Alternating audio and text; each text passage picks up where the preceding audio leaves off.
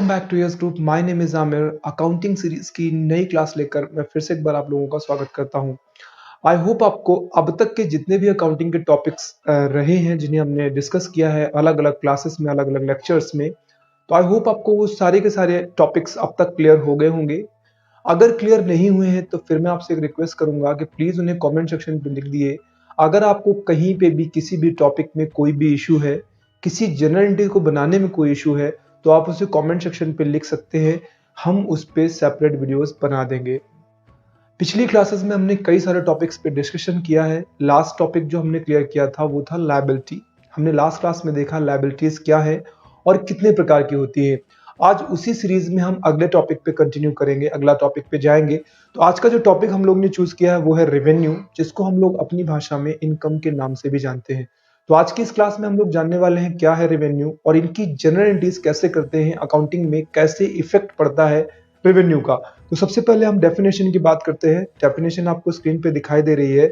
क्या है? जब भी फर्म अपनी सर्विसेज, अपनी सेवाएं कभी भी किसी को दे देती है तो फर्म उसे अपनी इनकम रिकॉर्ड करती है।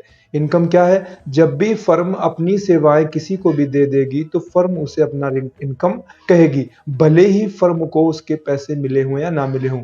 यानी कि मैं जिस भी चीज में डील करता हूं, अगर मैं मोबाइल फोन बेचता हूं, मेरा काम मोबाइल फोन बेचने का है, तो जब मैं अपनी सर्विस यानी मोबाइल फोन बेच दूंगा, उसे मैं अपनी इनकम रिकॉर्ड करूंगा, भले ही जिसको मैंने बेचा है उसने मुझे पेमेंट किया है या नहीं किया है।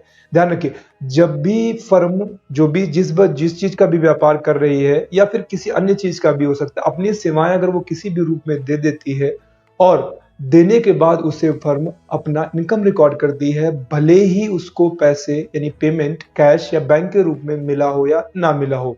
तो किसे कहते हैं हम रेवेन्यू या इनकम? इनकम फर्म के द्वारा दी गई सर्विसेज, जब भी फर्म किसी को अपनी सर्विसेज दे देती है तो उसे अपना इनकम रिकॉर्ड करती है। कुछ एग्जांपल्स यहाँ पर इंग्लिश में भी डेफिनेशन लिखी हुई है। अगर आपको समझने में थोड़ी हिंदी प्रॉब्लम है तो आप इंग्लिश की डेफिनेशन को भी कंटिन्यू कर सकते हैं। When firm deliver its services to anyone, जब भी फर्म अपनी सर्विसेज किसी को भी दे देती है, firm record that transaction under income transaction. ऐसे ट्रांजैक्शंस को फर्म इनकम ट्रांजैक्शन के अंतर्गत रिकॉर्ड करती है। नो मैटर, फर्क नहीं पड़ता फर्म रिसीव्स मनी और नॉट फॉर दैट, उसके लिए मनी पैसे मिले हैं फर्म को नहीं मिले, इससे कोई फर्क नहीं पड़ता। कुछ एग्जांपल्स से समझने की कोशिश करते हैं। एग्जांपल्स आपके सामने है। Bank interest received. अगर हमसे कोई ये कहता है सर बैंक इंटरेस्ट रिसीव्ड क्या है, तो बेटा इनडायरेक्ट इनकम है। क्यों है? Let me explain. Bank interest आपको कब मिलता है? सबसे पहले आपके कैश थे, आपके पैसे थे, आपने उसको बैंक में डाला, बैंक ने उसको इस्तेमाल किया तकरीबन 1 साल तक और उस पैसे को इस्तेमाल करके आपको उसका थोड़ा सा पैसा दे दिया, वो था बैंक इंटरेस्ट। तो बैंक इंटरेस्ट आपको क्यों देता है? क्योंकि आपके कैश को बैंक यूज करती है। तो जब भी आपके सर्विस को कोई भी यूज करता है तो उसे हम लोग कहते हैं इनकम। तो यहाँ पर आपके पैसे को बैंक ने यूज किया तो इनकम आ गई और उसके बदले आपको इंटरेस्ट मिल जाएगा। ऐसे ही बिल्डिंग रेंट रिसीव्ड है। अब बिल्डिंग रेंट कब मिलता है? हमारी बिल्डिंग थी और हमने किसी को दे दी रेंट पे। उसने एक महीने जिसको भी मैंने बिल्डिंग रेंट पे दी है, अगर 1 महीने बिल्डिंग को यूज कर लिया तो उसे हम अपनी इनकम रिकॉर्ड करेंगे, क्योंकि मेरी सर्विस थी बिल्डिंग और उसे सामने वाले ने, किसी भी एक पार्टी ने 1 महीने तक यूज किया है। तो हमारी जब भी सर्विसेज को यूज कर लिया जाएगा तो उसे हम इनकम कहेंगे, भले ही बिल्डिंग यूज करने वाले व्यक्ति ने हमें पैसे दिए हों या ना दिए हों, हम उसे इनकम कहेंगे। अब अगर उसने हमें पैसे दे दिए हैं तो हम बाय में कैश डाल देंगे और टू में बिल्डिंग रेंट डाल देंगे। और अगर उसने पैसे नहीं दिए हैं तो हम टू में उस पार्टी का नाम, सॉरी, हम टू में बिल्डिंग रेंट डाल देंगे और बाय में पार्टी का नाम डाल देंगे। नहीं, वो हमारा कर्जदार हो गया। जब भी हमें मौका मिलेगा हम उससे पैसे ले लेंगे। तो पहली हमारी जो प्रायोरिटी है वो सर्विसेज को देना है, पैसा तो हम वसूल ही लेंगे। तो ऐसे ही बिल्डिंग रेंट क्या है? बिल्डिंग रेंट रिसीव्ड स्पेशली, ये आपका इनडायरेक्ट इनकम में आ जाएगा, इनकम में आ जाएगा। डायरेक्ट इनडायरेक्ट तो हम बाद में बात करेंगे। ऐसे ही ट्रांसपोर्ट चार्ज रिसीव्ड है। ट्रांसपोर्ट चार्ज भी रिसीव्ड भी आपका इनडायरेक्ट इनकम में आता है। डायरेक्ट इनकम या इनडायरेक्ट इनकम तो बात की बात है। ट्रांसपोर्ट चार्ज का मतलब क्या हो भाई? आपकी गाड़ी है, कोई ले गया उसको, कोई ले गया गाड़ी, रात भर यूज की, उसके बदले उसके आपको भाड़ा दिया। क्या दिया? भाड़ा, इसको रेंट बोलते हैं हम लोग। ठीक है, तो वो रेंट जो आप रिसीव कर रहे हो, ध्यान रखिए, वो रेंट जो आप रिसीव कर रहे हो, क्यों? क्योंकि आपकी गाड़ी को यूज किया गया है, आपकी सर्विस को यूज कर लिया गया, उससे आप इनकम रिकॉर्ड करेंगे। अब भले गाड़ी ले जाने वाले ने आपको पेमेंट किया है, नहीं किया है, नहीं किया है तो बाद में मिल जाएगा आपको। पहला काम है आपको आपकी सर्विसेज को देना। तो जब भी आपकी फर्म किसी को भी अपनी सर्विसेज दे देगी, उसे फर्म अपनी इनकम रिकॉर्ड करेगी। अगला एग्जांपल यहाँ पे लिखा हुआ कमीशन रिसीव्ड। अब कमीशन हमें कब मिलता है? जैसे मान लीजिए किसी का कोई काम करवाना था, वो कर नहीं पा रहा है, तो मैंने उसकी हेल्प की और हेल्प के बदले उसने मुझे कमीशन दिया। तो हेल्प करने का मतलब है मेरी सर्विस में सामने वाले को देता हूँ और उसके बदले वो मुझे कमीशन देता है, तो वो भी आपकी इनकम कहलाएगी। तो इनकम क्या है? इनकम जब भी फर्म अपनी सर्विसेज किसी भी रूप में किसी को दे देती है तो फर्म उसे इनकम रिकॉर्ड करती है। क्या है? जब भी फर्म किसी को अपनी सर्विसेज दे देगी तो फर्म उसे इनकम रिकॉर्ड करेगी। पहचानने के लिए मैंने एग्जांपल्स दे दिए हैं, ऐसे मिलते जुलते जितने भी एग्जांपल्स होंगे आपके वो सारे इसी में आ जाएंगे आपके। अब देखते हैं हम इसका गोल्डन रूल क्या है अगर ट्रांजैक्शन हमें करने हैं। तो गोल्डन रूल इसका काफी हद तक लायबिलिटी और कैपिटल से मिलता जुलता है। जब भी फर्म की इनकम बढ़ती है तो उसे हम टू या सीआर करते हैं, और जब भी फर्म की इनकम घटती है उसे हम बाई या डीआर करते हैं। यानी जब भी फर्म की इनकम बढ़ेगी उसे टू या सीआर किया जाएगा और जब भी फर्म की इनकम घटेगी उसे बाई या डीआर किया जाएगा। एग्जाम्पल समझने की कोशिश करते हैं। तो यहाँ पर रूल्स तो मैंने सारे लिख दिए हैं जो पिछली क्लासेस में हमने देख लिए थे। अब यहाँ पर एक एंट्री लिखी है। एंट्री स्टार्टिंग करने से पहले मैं एक बार फिर से रूल्स क्लियर कर दूं। कैपिटल, लायबिलिटी या इनकम, इन तीनों में से कुछ भी अगर फर्म का बढ़ता है तो उसे हमेशा टू करेंगे या सीआर करेंगे, क्रेडिट करेंगे। और जब भी इन तीनों में से कुछ भी घटेगा तो उसे हम क्या करेंगे? उसे हम डीआर करेंगे या डेबिट करेंगे। जबकि वहीं अगर एसेट्स फर्म का बढ़ेगा या एक्सपेंस बढ़ेगा तो उसे हम क्या करेंगे? डीआर करेंगे। और जब भी एक्सपेंस या एसेट्स घटेंगे तो उन्हें हम सीआर करेंगे। तो नीचे वाले दो जस्ट अपोजिट है ऊपर वालों से। अब हम एंट्री बनाते हैं। सामने एंट्री लिखी हुई, firm received transport charge 50,000 rupees by SBI cheque. क्या हुआ? आपकी गाड़ी कोई ले गया, उसने उसको यूज किया और यूज करने के बाद आपको दे दिया भाड़ा। इसका नाम है 50,000 रुपए उसने आपको दिया। तो ध्यान रखिए इसमें क्या हुआ है, 50,000 रुपए उसने चेक दी है आपकी। तो ये चेक का होगा आपका, ये चेक जो होगी वो आपके बैंक में जमा हो जाएगी, तो आपकी बैंक बढ़ेगी। सबसे पहले इंपॉर्टेंट चीज, अगर आप देखेंगे इस ट्रांजेक्शन में क्या हुआ, तो आपकी फर्म की बैंक जो भी एसबीआई बैंक थी, जो खाता था आपका एसबीआई बैंक का, जब 50,000 रुपए मिल जाएगा तो वो उस खाते में 50,000 रुपए जमा हो जाएगा। तो वो जो बैंक आपकी एसबीआई थी वो बढ़ जाएगी। बैंक क्या थी आपकी? वो एसेट्स थे। कैसे थे ये मैं पहले बता चुका हूं आपको। साथ ही साथ अब ये क्यों हुआ? क्योंकि फर्म ने ट्रांसपोर्ट चार्ज रिसीव्ड नाम की एक इनकम कर ली है। फर्म ने क्यों की है? क्योंकि फर्म ने ट्रांसपोर्ट चार्ज नाम की एक इनकम कर ली है, इसी वजह से फर्म का बैंक अकाउंट बढ़ गया है। तो यहाँ पे पहले इनकम जीरो थी, अब इनकम एक हो गई है और वो पेमेंट मिल गया हो, इससे कोई फर्क नहीं पड़ता मिला हो या ना मिला हो। अगर इनकम हुई है तो उसे हम इनकम कहेंगे। तो यहाँ पर हमारी सर्विसेज यानी गाड़ी को यूज किया और उसके बदले ट्रांसपोर्ट चार्ज में मिला, तो यहाँ पर अब इसको हमें एंट्री में कन्वर्ट करना है। तो क्या करेंगे हम? प्लस और माइनस सिंबल को हमें कन्वर्ट करना है। तो अब यहाँ पर जब भी एसेट्स बढ़ते हैं तो एसेट्स बढ़ने पर हम उन्हें बाई करते हैं, और जब भी यहाँ पर इनकम बढ़ती है तो इनकम बढ़ने पर हम उन्हें टू करते हैं। अब हमें इसको एंट्री में कन्वर्ट करना है तो कर देते हैं। तो हमने क्या किया, यहाँ से हमने सिंपल सा आगे का प्लस हटाया और उसकी जगह पे हमने बाई वर्ड यूज कर दिया। क्यों? क्योंकि एसेट्स का रूल लगा है।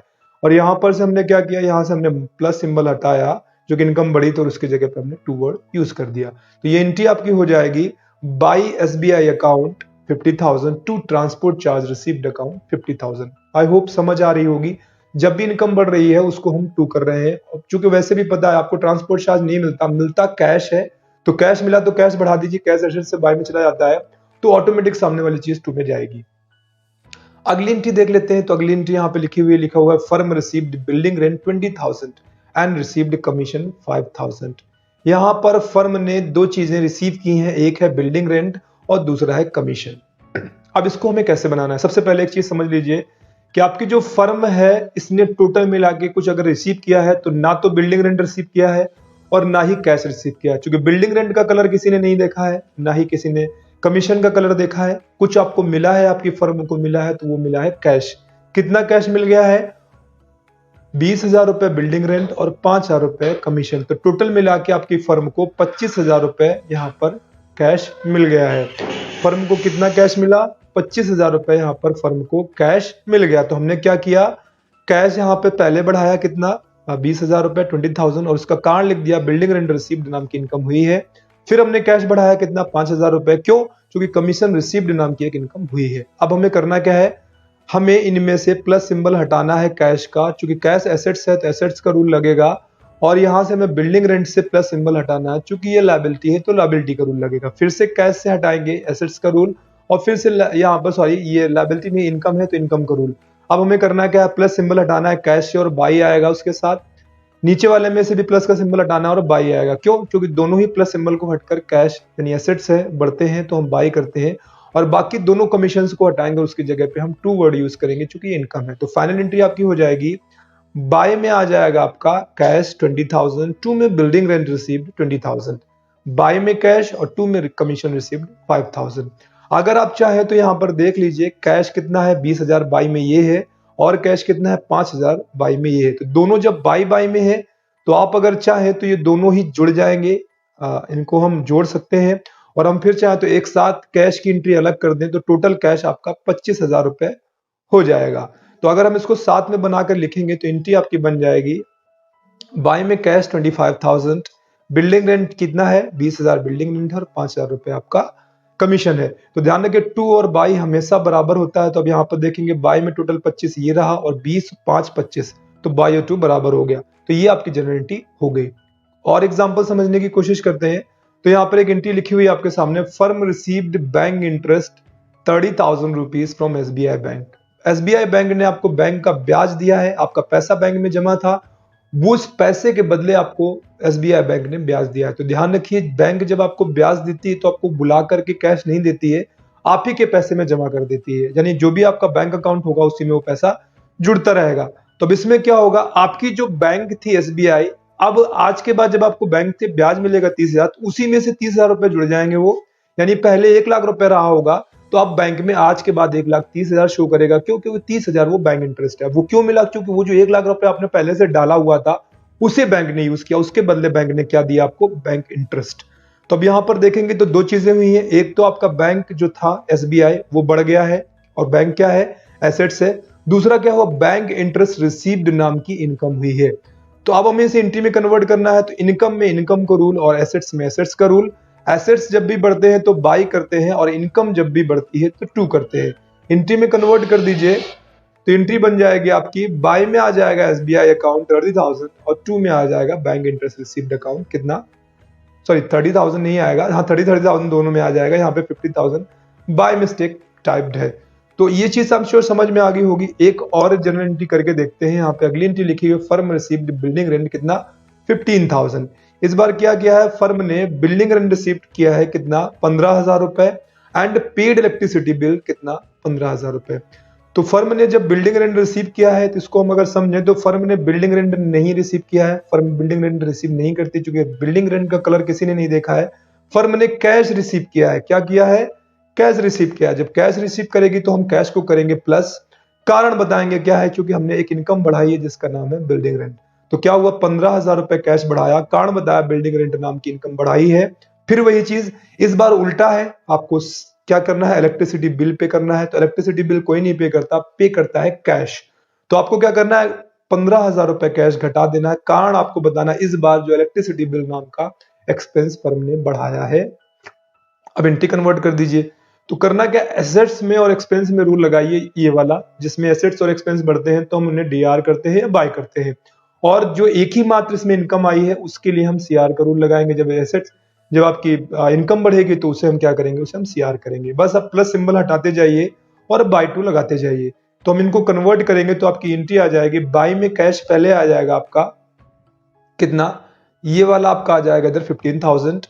इसके बाद बिल्डिंग रेंट क्या था, ये इनकम थी बड़ी है तो ये आ जाएगी आपकी 15,002 में। इसके बाद जो कैश आपने दिया तो घटा था, उसको हमने माइनस किया, तो माइनस के स्थान पर हमने टू वर्ड यूज कर दिया। और इसके बाद आपका इलेक्ट्रिसिटी बिल क्या है, ये आपका एक्सपेंस है, एक्सपेंस बढ़ा है तो उसकी जगह पे हमने बाय वर्ड यूज कर दिया। तो आपकी एंट्री बन जाएगी, बाय कैश अकाउंट 15,000, टू में बिल्डिंग रेंट अकाउंट 15,000, टू में कैश अकाउंट 15,000 एंड बाय में इलेक्ट्रिसिटी बिल अकाउंट 15,000। कंफ्यूज मत होइए, हर जगह पे 15,000 अमाउंट ही यूज किया। आप क्यों यूज किया है मैं बता देता हूं आपको। आपने क्या किया, एक जगह से कैश 15,000 रिसीव किया, दूसरी जगह पे आपने कैश 15,000 पे कर दिया, तो लास्ट में आपके पास ना कैश आया ना कैश गया।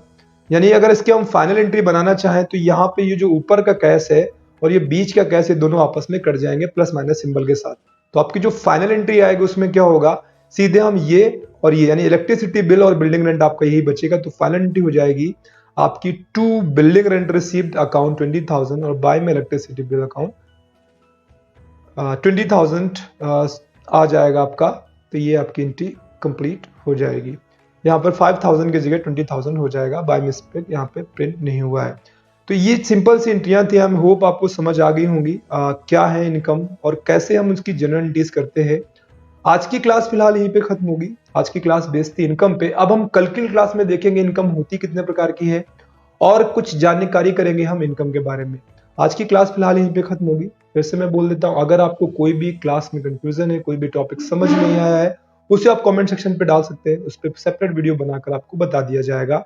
आज की क्लास फिलहाल यहीं पे खत्म होगी। बहुत जल्द फिर से मिलेंगे, तब तक अपना खूब सारा ख्याल रखें। Bye bye, take care.